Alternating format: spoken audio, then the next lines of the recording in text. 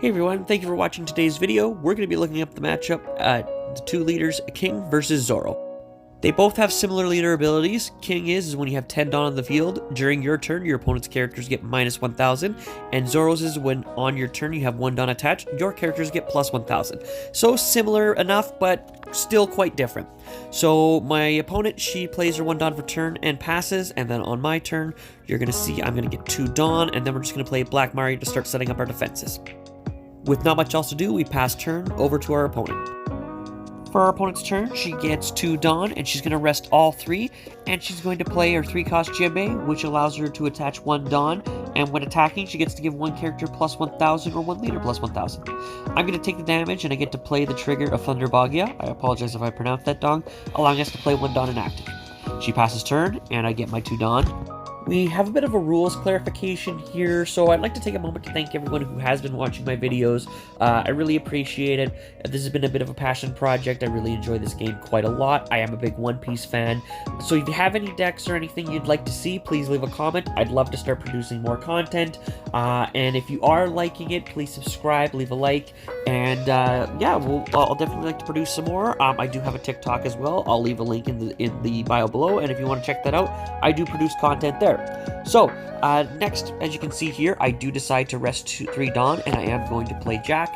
This one allows me to discard a card, and I get to put another Dawn in active.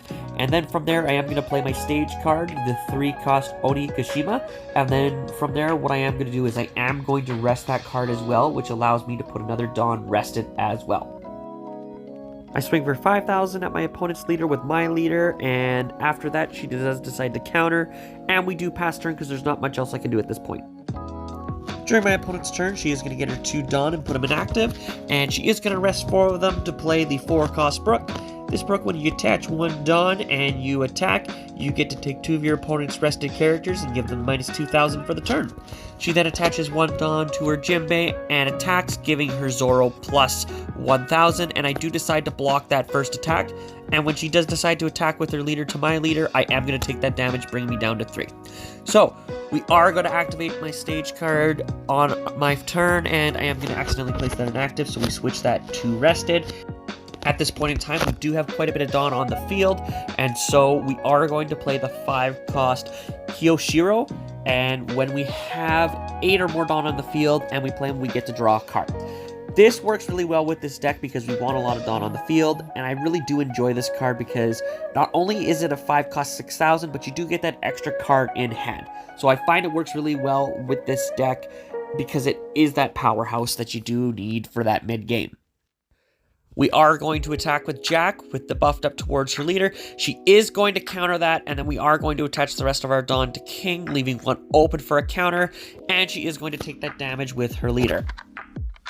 We then pass the turn to my opponent, and then she gets her 2 Dawn, and she's going to play the last card she needs for her combo, which I really quite enjoy. It's the 1,000 Sunny, and the reason why I quite enjoy this combo is once you have that Dawn attached to Zoro, which gives everyone plus 1,000, you attack with Jinbe, giving another character plus 1,000. You can then rest the 1,000 Sunny, giving another character plus 1,000.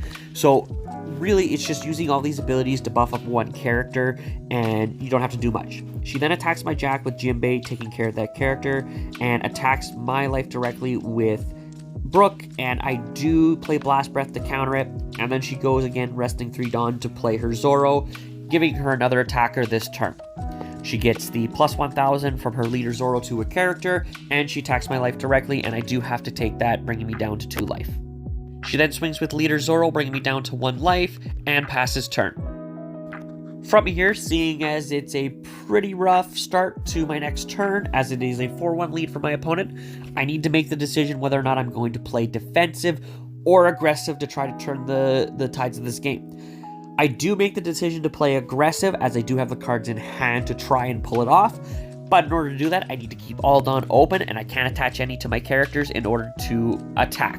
So, we're going to swing with Kyoshirou, and with our leader towards my opponent. She does counter 1, and she does take 1 as damage, and then I am going to accidentally play the wrong Kaido, which allows me to reverse in order to play the 10 cost, and I wipe all characters off the board.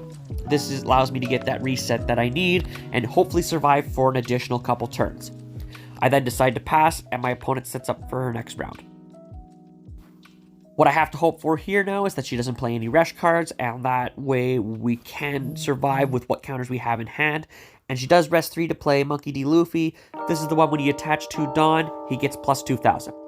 She decides to use 1,000 Sunny to boost up leader Zoro and attach to Dawn, swinging at my leader, and I do decide to take the damage so that way I have more cards on my next turn. I decided to take that hit as I need to go for an all or nothing strategy, as even if I can get a blocker up, I'm most likely going to have to take 2 turns to take out the rest of her life. So what we are going to do is we are going to rest some Dawn to play Jack and get another Dawn out on the field as we discard a card, so that way we can get King's ability activated and take out her characters if need be. We first are then going to attack with our character Kaido towards her leader. We aren't going to attach any Dawn because we do have cards in hand that we can use to counter on her next turn. That way we can keep our defenses up and get ready for our next turn if we can survive that long. We then attack with our leader as well, 5,000 to 5,000, and she is going to counter that, keeping her safe for the next round. My opponent refreshes, and she decides to play the 1-cost Nami. She does search for a Straw Hat among the first 5 cards of her deck. She places it, she does reveal it and place it into her hand. I'll keep in mind for the next video when we do play Nami that we'll show it on camera. This was just a misplay on our part. The first thing she is going to do is she's going to attach 2 Dawn to Luffy, bringing him up to 7,000. She then attaches the 1 Dawn to Zoro, bringing Luffy up to 8,000 at this point, attacking my leader. From there, what I am going to have to do is rest 2 Dawn to play my counter card in order to bring our leader up to 9,000. And at this point, she is going to decide whether or not she is going in for last hit, as if she does, this could be the end of the game. She attaches 4 more Dawn and brings Zoro up to 11,000, and she swings in for the KO. Once again, thank you so much for watching. I'm having so much fun making these, and look forward to the next videos. Thanks again.